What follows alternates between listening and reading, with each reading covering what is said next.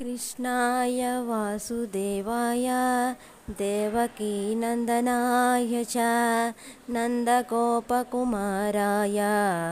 गोविन्दाय नमो नमः। या देवी सर्वभूतेषु बुद्धिरूपेण संस्थितः नमस्तस्यै नमस्तस्यै नमस्तस्यै नमो नमः। हरिः ओम्। ఆశ్రమంలో కొలువైనటువంటి శ్రీ శ్రీ శ్రీ శివానంద సరస్వతి స్వామివారికి శిరస్సాష్టాంగ నమస్కారములు తెలియజేసుకుంటూ ఈరోజు సత్సంగానికి విచ్చేసినటువంటి ఆధ్యాత్మిక ఆత్మీయ గురుబంధువులందరికీ కూడా హరిహి ఓం. 11వ శ్లోకంలో భగవానుడు మమ వర్త్మానువర్తంతే మానుష్య పాద సర్వసహ, అందరూ కూడా నా మార్గమునే అనుసరించుచున్నారు అని ఒక స్పష్టమైన నిర్దేశాన్ని ఇచ్చినప్పటికీ ఆయన దయ చూడండి, ఇంకా క్లారిటీగా ఇంకా స్పష్టంగా ఏ మాత్రము చిన్న శంక కూడా లేకుండా ఉండాలనే ఉద్దేశంతో భగవానుడు ఇంకా మాట్లాడుతున్నాడు దీని గురించి. కాంక్షంతా కర్మణాం సిద్ధిం యజంత ఇహ దేవతాః. అమ్మా 170 పేజ్ నెంబర్ 170. ఓకే. క్షిప్రం హి మానుషే లోకే సిద్ధిర్భవతి కర్మజ. అయితే కర్మణాం అన్నాడు, కర్మల యొక్క సిద్ధిం అంటే ఫల ప్రాప్తి.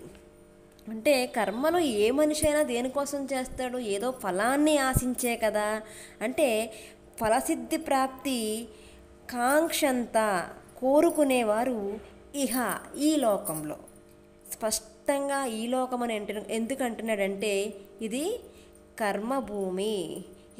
ఏ కర్మ చేసి ఫలాన్ని తీసుకోవాలన్నా అది ఇక్కడ మాత్రమే సాధ్యమవుతుంది. కాబట్టి ఇహ దేవతాహ అని చెప్పేసి అంటున్నాడు అనమాట. అయితే నిజానికి ఈ శ్లోకాన్ని మనం సరిగ్గా అర్థం చేసుకోకపోతే మనకుండే వేదంలో ఉండే దేవతా వర్గాన్ని కానీ, దేవతా వర్గము అంటే మొన్న మీకు ఇంతకు ముందే చెప్పి ఉన్నాను, కానీ మళ్ళీ ఒక్కొక్కసారి నేను గుర్తు చేస్తాను. అదేంటంటే మనకి ఒక కార్యాలయము నడవాలి అంటే ఒక సిస్టమ్ అనేది ఉండాలి కదా.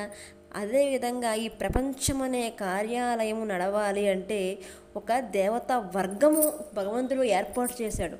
దాన్నే అష్టదిక్పాలకులు. అర్థమవుతుందా? ఏకాదశ రుద్రులు, 12 ఆదిత్యులు, 8 వసువులు, అశ్విని దేవతలు. వీళ్ళు మన ప్రకృతి అనే కార్యవర్గాన్ని నడిపిస్తూ ఉంటారు. అయితే ఈ కార్యవర్గంలో ఉండే ఈ యొక్క దేవతా శక్తి అంతా కూడా ఎక్కడి నుంచి వస్తుంది? ఆ పరమాత్మ నుంచే వస్తుంది. వీరందరినీ కూడా దేవతలు అంటారు. అంటే దేవతలు వేరు, దేవుడు వేరు.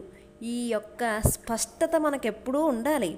అయితే ఇక్కడ కర్మణం సిద్ధి యజంతా ఇహ దేవతాః క్షిప్రం హి మానుషే లోకే సిద్ధిర్భవతి కర్మజ అంటున్నాడు.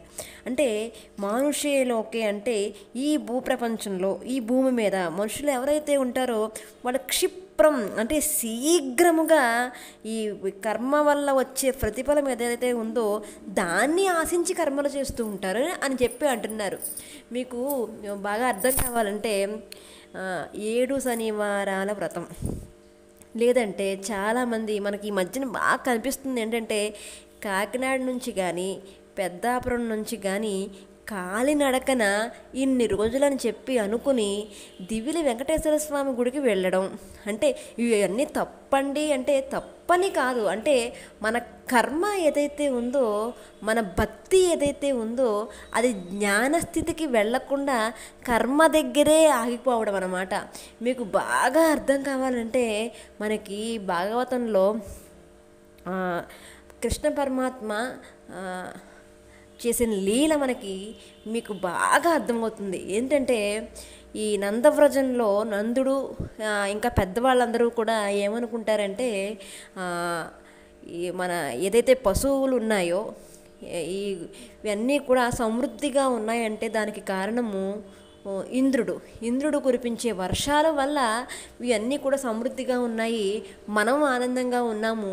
కాబట్టి ఇంద్రుడి కోసము ఒక యాగాన్ని చేద్దాము అని చెప్పి వాళ్ళందరూ అనుకుంటే అదే సమయానికి కృష్ణ పరమాత్మ వచ్చి ఈ యొక్క యాగము ఎందుకు చేస్తున్నారు, ఈ యాగం యొక్క ముఖ్య ఉద్దేశం ఏమిటి, ఈ యాగాది దేవత ఎవరు అని ప్రశ్నిస్తాడు.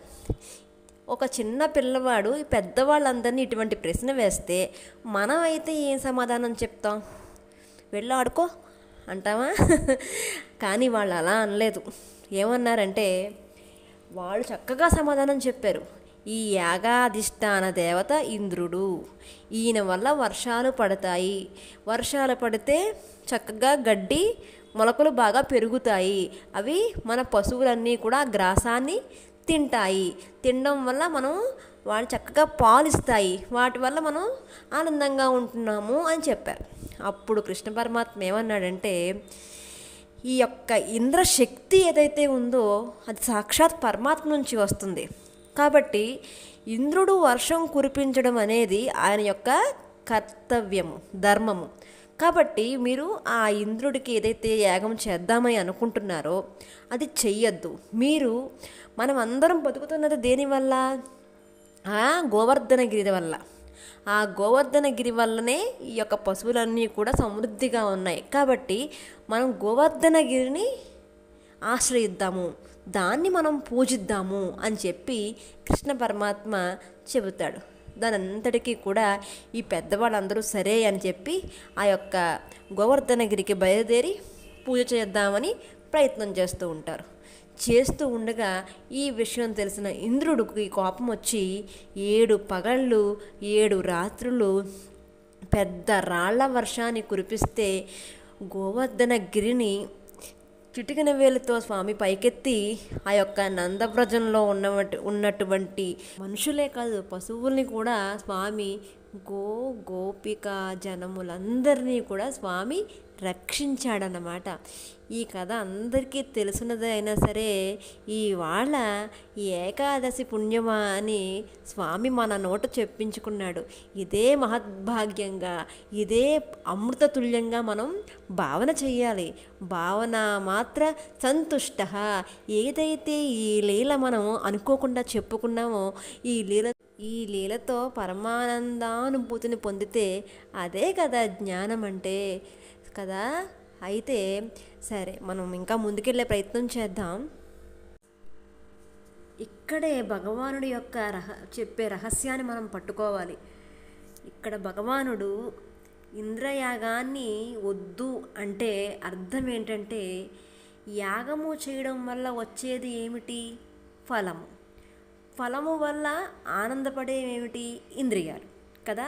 ఫలము ఇంద్రియాల వల్ల ఆనందము అంటే భోగమే కదా. అంటే భగవానుడు ఇంద్రియోత్పత్తికి సహకరించే పనులు చేయొద్దని చెప్తున్నాడన్నమాట. అంటే ఇక్కడ చూడండి, చాలామంది పెద్దవాళ్ళు, పెద్ద పెద్ద పండితులు, ఎందరో మహానుభావులు ఈ శ్లోకాన్ని వివాదారహితంగా చేసేసారు. భగవానుడు దేవతార్చన వద్దన్నాడని చాలామంది పుస్తకాల్లో రాసేశారు. అయితే భగవానుడి యొక్క ముఖ్య ఉద్దేశం ఏంటంటే ఇప్పుడు ఈ కర్మల దగ్గర నువ్వు ఉండిపోవద్దు. ఒక చదువుకునే పిల్లవాడు 10వ తరగతి చదువుతున్నాడు అనుకోండి. 10వ తరగతి 10 సార్లు చదివితే తండ్రి ఏమంటాడు? ఏమంటారా, ఇంత కష్టపడి పనిచేసి నేను చదివిస్తున్నాను, నీ తోటి వాళ్ళందరికీ ఉద్యోగాలు వచ్చేసాయి, నువ్వు ఇంకా ఇక్కడే ఉన్నావేంటి అని తండ్రి బాధపడడా? అదేవిధంగా మనము ఏ జ్ఞానాన్ని ఆశించి, ఏ జ్ఞాన ఫలాపేక్షతో ఈ భూమి మీదకు వచ్చి ఆ జ్ఞాన మార్గం గుండా పోకుండా ఈ ఇంద్రియాలను సుఖపెట్టడం కోసమే, అంటే క్షిప్రం హీ మానుషే, అంటే రెడీ టు ఈట్ మనకి బాగా కనిపిస్తూ ఉంటుంది. ఏదైనా సరే మనకి వెంటనే జరిగిపోవాలి, అదంటే మనకి బాగా ఇష్టం. అటువంటి ప్రయత్నాలు మనం ఎప్పుడూ చేస్తూ ఉంటాం. మనసుకి ఉల్లాసాన్ని ఇచ్చేదాన్ని మనం ఎప్పుడూ ప్రయత్నం చేస్తాం. కానీ మన యొక్క పుట్టుక యొక్క ఉద్దేశము అది కాదు. మనము కర్మ మార్గం నుండి జ్ఞాన మార్గానికి వెళ్ళాలి. అలా వెళ్ళాలి అంటే నువ్వు జ్ఞాన సమూపార్జన సత్సంగాల వల్ల మాత్రమే జరుగుతుంది. ఆ విషయాన్ని గుర్తెరగాలి. కాబట్టి దేవతార్చన వద్దు, దేవతార్చన కూడా అని అనట్లేదు భగవంతుడు. ఏమంటున్నాడంటే ఇంద్రియాల్ని సుఖపెట్టే, ఇక్కడ దేవతాహ అంటే ఇంద్రియాల్ని ప్రోత్సహించే కర్మలు, కర్మఫలాలను ఆశించే పనులు చేయొద్దు అని ఈ మాటలో యొక్క రహస్యం. ఆ యొక్క రహస్యాన్ని మనం పట్టుకోవాలి తప్ప దీన్ని వివాదాస్పదంగా మార్చి ఇంకోలా చదవకూడదు. ఇక్కడ గీతాచార్యుడి యొక్క ముఖ్య ఉద్దేశం ఏంటంటే నీ యొక్క ఎదుగుదల, నీ జ్ఞానము, నీ మోక్షము ఎలా ఉండాలంటే కర్మ దగ్గర ఆగిపోకూడదు. అదే విషయాన్ని మన గోవర్ధన లీలలో భగవానుడు చేసి చూపించాడు. కాబట్టి మనస్సుని కూడా కదలకుండా, ఇంద్రియ వృత్తికి రేగకుండా చేయడమే ఈ గోవర్ధన లీల యొక్క ముఖ్య ఉద్దేశం. ఆ విధంగా మనం ఎప్పుడూ కూడా జీవితాన్ని నడిపించుకోవాలి తప్ప కర్మలు, దానివల్ల జన్మలు, దానివల్ల ఆనందం, ఆ క్షణిక ఆనందం కోసం ఉవ్విళ్ళూరకుండా శాశ్వతమైన ఆనందం కోసమే నువ్వు ప్రయత్నం చేయాలి.